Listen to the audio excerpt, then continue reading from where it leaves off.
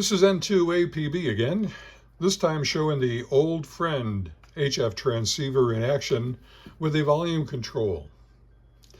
An item that was sought by a number of people, easily added in by most anybody to their kit, and as an aftermarket project, if you will. Notice how I'm turning up the volume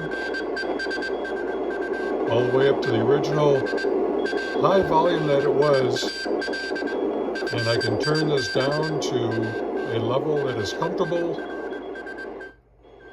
for me and my shack as I determined fit. All it is I'm taking this variable resistor, this potentiometer, and I'm replacing R27, a 22K ohm resistor, bringing the leads up through the hole here in the function switch, which still functions to set the speed as needed.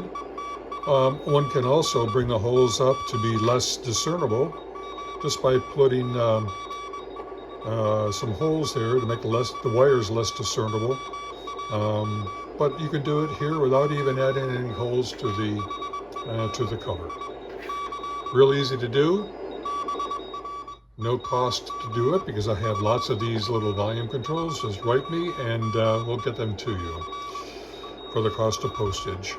So 73 all, enjoy your new volume control for your Old Friend HF transceiver.